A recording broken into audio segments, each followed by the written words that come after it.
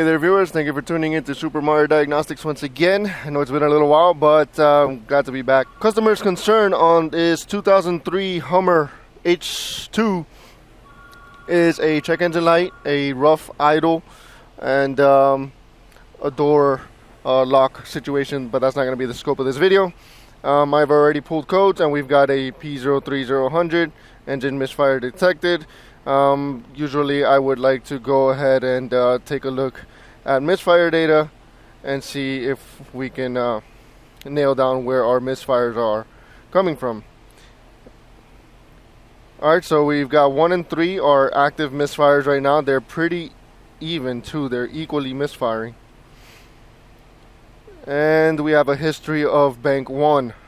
So, and it doesn't look like number 5 is just as much is misfiring just as much as the rest, so I don't think it's a whole bank situation. But the first thing I always do, as I always say, is test do a clear flood first, because that's how you check engine mechanical integrity, sealing integrity. The reason why I do that first is because it is the most expensive repair. Going into the engine is the most expensive repair. And sometimes, you know, you invest all this time into it and the customer doesn't go for it, and you just spent, you know, a good while, maybe, depending on what techniques you're using, you've probably invested a good amount of time trying to nail down exactly what's going on. So that's what I do first. I do a clear flood. So GMs are pretty friendly with clear flood modes.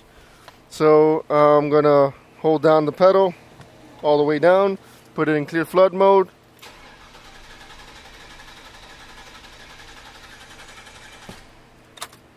And I don't hear 2 bad compression strokes. I hear just 1. So I already have a sense of direction. I think that a mechanical fault goes up higher in priority than anything else. There may be 1 cylinder bad, but although we have 2 misfires, without 1 cylinder being mechanically bad, that's our top priority at this moment. So let's go ahead and check that out. First thing we're going to do is look for our battery. Here's our battery. We're going to hook up our M clamp and we're going to sync it. And I think I'm just going to go ahead and put a vacuum pulse sensor on it. As usual, our M clamp. Put it at 2000 amps. And since we're hooking up to our positive wire, you know what? Let's bring you guys along. We're going to put that away from the positive. So do the opposite of what the the amp clamp says. If you see a positive sign, put it away from the battery positive. We're going to put that on channel 2. And since we're screen recording, I don't need to face you towards this, but I'm just going to set up our second channel here. Put that at 2000 amps. And our third channel is going to be our pulse sensor, so we're going to put that at plus or minus 20 volts. And our first channel is going to be our sync, so this has wires. And I'm still not sure which bank is number 1. It's not like I memorized every single thing about every single car, so I got to look that up real quick. But nonetheless, we're going to put a secondary ignition probe as our sync. And let me put you all right here. Hopefully that's a good spot. And we've got our secondary probe. And obviously you're going to want to ground the ground side, protect your scope, and put this around whichever wire you want. We're going to deal with the sync later. So,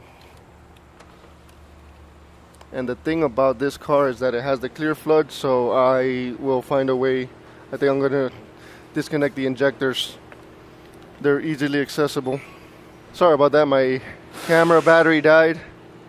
It says that it's full sometimes when it's really not. Where was I? My injectors are easily accessible, so we're going to disconnect those. And I connected my sync probe And I'm just gonna look up my firing order and to see where my bank 1 is. Let me see if I type in cylinder 1, number 1 cylinder, front of vehicle. All right, so I'm on number 1 already, and my firing order, which will come in handy soon, 1872653. Okay, so now that that's cleared up, we can go ahead and start our scope capture once we connect our pulse sensor here. Let me just go ahead and connect this. Interruptions. Okay. Though, if you guys don't have this adapter, it's very handy. You can use your scope leads that you already have and hook up to the pulse sensor, no problem.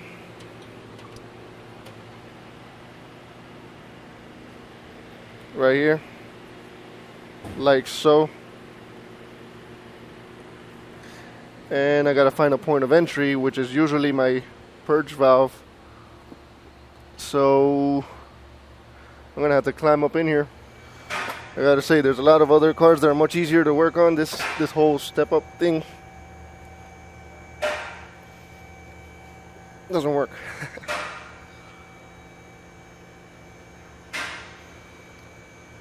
Okay, I would like to suspend this thing, but there's nothing to suspend it to. And I'm not even sure you guys can see all this.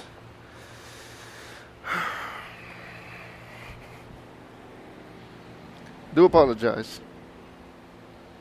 I could have sworn you guys could see all this. There's nothing to suspend this pulse sensor to. I'm going to have to find a way. I just don't know how. I'm pretty sure this Hummer's going to be pretty shaky, so...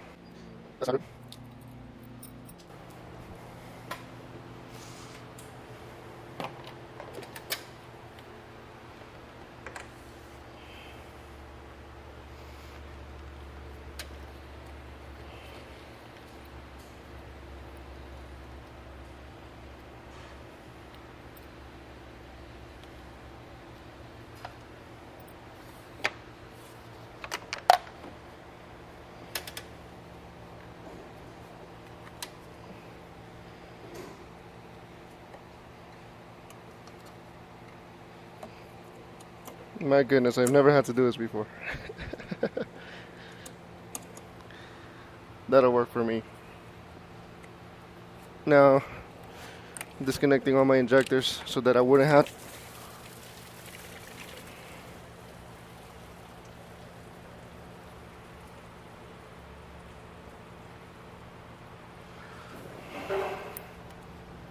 That bulkhead just broke apart on me. Goodness. You guys who do GMs a lot, this is very common. I merely touched it and it broke apart. That plastic becomes very soft and very weak. Good thing I was filming. But technically, that's gonna fall under my fault, more than likely. But nonetheless, we're gonna continue with our testing. My goodness, man.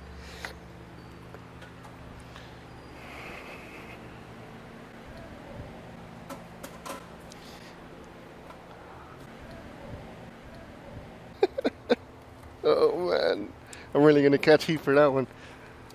I guess you guys could be the judge of how bad if I was careless. But that's just the name of the game. It happens. Things break, especially things that were gonna break anyway. I believe everything is ready to go, so.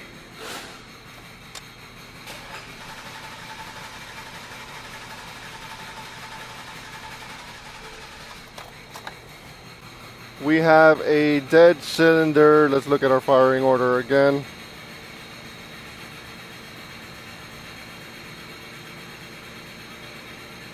(1872653). So 1872653 is our dead cylinder. Let's use a very good tool, our piston chart.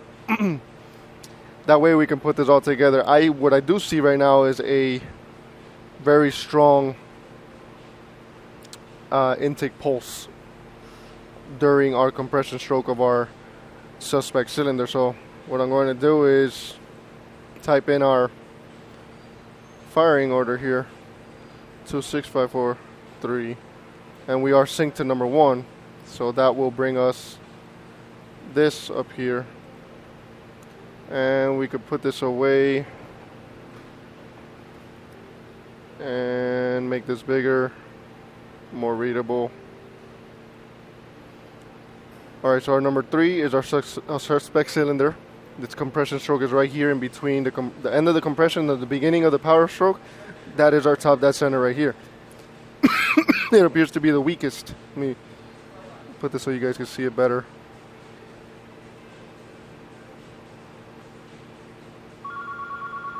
So as you can see, this is our weak compression, peak compression, followed by a higher current that's needed for the starter to overcome the decelerating crank due to this lack of compression here. But what we do see is, let's bring down our, we've already ID'd our bad cylinder. Let's bring down our intake pulse here.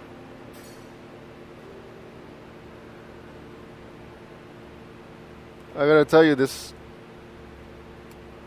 looks a lot like a leaking number 3 intake valve. As it is coming up on compression, it is pressurizing the intake manifold. There's one thing we have to do is rule out the lower end. The crankcase being connected to the intake, if there's something going through the piston rings, or that bottom end, it will show up on the intake. So I gotta do that first. That would be the right way to do it. So I'm going to clamp off that crankcase breather to the intake and retake our waveform. So here's our crankcase breather, and I'm just going to clamp it off.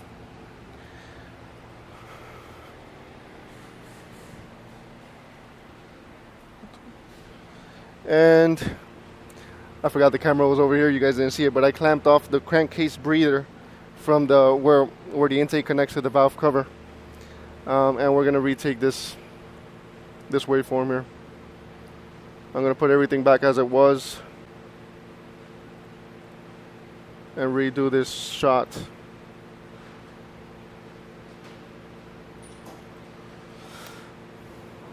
And I'll be right back.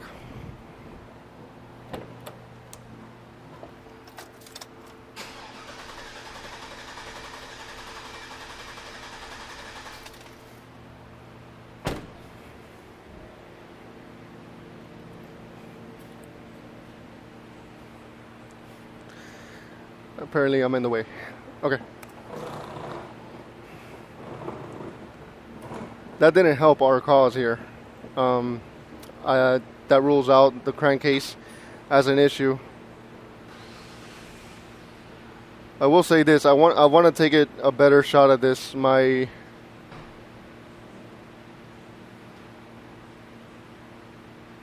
am expecting a lot more amperage to come out of this, but I want to take a better shot of this, just so that we could get a better picture. Oh, wait a minute, let me get out of the zoom.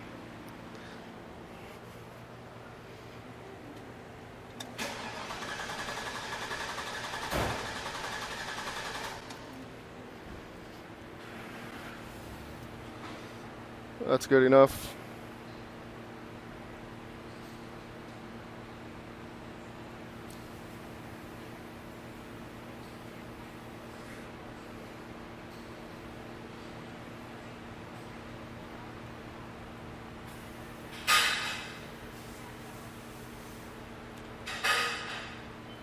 The thing about this, what's really getting me is that I believe this pressure pulse is happening after the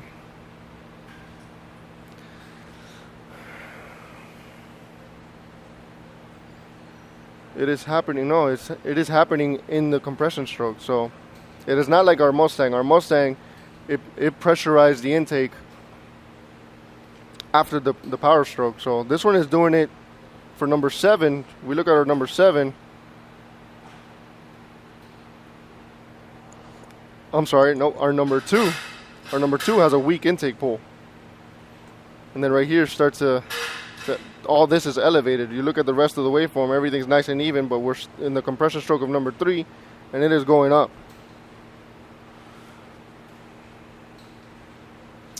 And that is not crank related, crank speed related. If it were crank speed related, the faster the crank, the deeper the pull. So it is not crank related. I think we do have definitely a intake valve leaking here.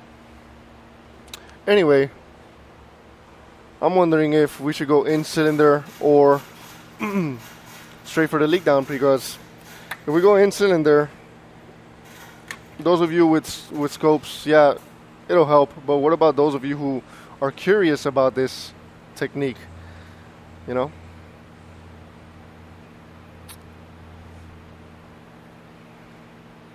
I'm going to see what the customer wants to do. They don't even know that it's a mechanical issue. Should we even dig deeper? So I'm going to see if we get an approval for a leak down test, and take it from there. That's the best I could do. Communication is key in this business, so if the customer doesn't want to do it, I'm wasting my time. I already know I have a mechanical fault. I've already ruled out the lower end. And if it were a coolant leak, a head gasket issue, it would not affect the intake valve in this way. It would instead cause more of a pull due to crank rotation. But since there's a pressure pulse in our intake waveform, I am leaning towards a leaking intake valve here. Could be a weak valve spring, so we're going to bring that option to the customer. We're going to tell them, let's do a leak down to confirm what's going on here, and ultimately take off that valve cover and check out that valve spring, see if everything is good. And then depending on where they go, we'll update this video one more time. Alright, so we got the approval to go ahead and do the leak down and the valve cover removal. And I wasn't going to film the whole thing. I went ahead and did it. I did this flat rate style. I just went all in, didn't pick up the camera. So I do apologize for that. If you remember, we saw a pressure pulse in the intake manifold during the suspect cylinder number 3 compression stroke. And my suspicion was a leaking intake valve. So when we got the approval to do the leak down, I didn't go ahead and do the leak down immediately. I went ahead and took off the valve cover first because it was so easy. It's just like take off the coil rack, take 4 bolts, and the valve cover's out. To my surprise, there was 0 valve spring issues here. There are no valve spring issues. And I did a leak down, and we have a leak on my intake manifold. Now, to give you a visual, since that's not good enough, I know a lot of you may take my word for it, but to give you guys a visual, I'm going to get something light and put it in front of the throttle body to show that we have a leak. I ended up doing the leak down upon seeing that we had no issues with the springs, which was very surprising to me. So this means we have a improperly seating intake valve. You guys can see that right there. See? Nice and still, right? Well, hold on, there's some wind. Okay, that's gonna make me look like a liar. It's funny. Alright, so you see, I put it right in front of it. It blows, right? You get the idea. If you don't believe me, I'm sorry. Anyway, diagnosis done. To do the leak down was more work than anything else, to be honest with you. To get to that crank bolt, had to take off the fan clutch and all that stuff. Maybe there's an easier way, but I did not want to lift the vehicle, to be honest with you. I wanted to do it as easy as possible, but not lifting the vehicle. I don't know if the customer will fix it, but that's where we're at. And I know I said I would do the in-cylinder, but to be honest with you, in-cylinders are great to confirm a leak. To pinpoint a leak with an in-cylinder, it takes more skill probably more than what I have, and I use it more for valve operation, opening, closing, timing, things of that nature, bank-to-bank correlations, but not necessarily to find out whether it's a lower end sealing issue or a intake valve sealing issue or exhaust valve sealing issue. I don't usually use InSeal for that kind of stuff. Could I have stopped at the pressure pulse and said, you know what, that's enough for me? Yes, I think so. Would I have had to take off the valve cover anyway? Of course. It could have been a bad valve spring or a weak or broken valve spring. And I don't think that's what we have here. They're both at the same height. See that they're both at the same height. Well, it's hard to tell from the video. So it looks like we have an improperly seating intake valve, and that head's going to have to come off. If she plans to do it, I think I'll probably show the end result. If not, I will update and leave you to it. But the point of the video is to show that we don't have to do all this anymore unless you're trying to differentiate between a valve seating issue and a spring issue. As for the Mustang, I did get some comments as to it could have been a spring. Yes, but the customer didn't approve of valve cover removal. This one did. So we went ahead and did that. Anyway, I will keep you guys updated and stick around. Unfortunately, this is where the video ends. We are at a standstill with the customer, so we're going to leave it outside and leave it at that. The diagnosis, the video is done. Basically, the diagnosis is done, but the fix may take who knows how long to get an approval for, so I will leave it at that. As I always say, this is a YouTube video, and there's no way it will replace an 8-hour class where I learned this stuff. So don't take this video as if it was some kind of substitute or replacement for real training. It is not by any means, and it will never be. I do have several videos now. This is a lack of intake valve closing. The Mustang was a exhaust valve leakage, and the Suburban was a lack of intake valve opening. But even all of those put together will not come close to what a classroom will give you, especially the class that I took to learn this stuff, which is at Brandon Steckler's class over at Super Saturday, which I have every intention of going to this year once again if everything goes well. It is on October 12th. I will put a link in the description as to how to register to go there. It is in Philadelphia and is well worth your time. Go to training, and if you can, go to this class. I will do my best to be there, but I cannot guarantee it at this moment. Once I get to a certain point, I may be able to guarantee whether I'm going or not, but as of now, I will leave it at I will try my best. But if any of you have made it to this point in the video, I couldn't thank you enough. You guys are awesome. I'd like to thank each and every single one of you for supporting me throughout this whole time.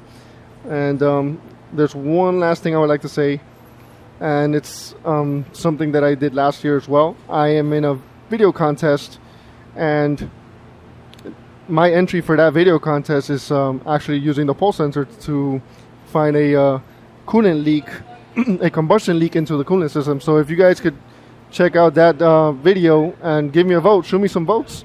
The contest ends in less than 2 weeks, and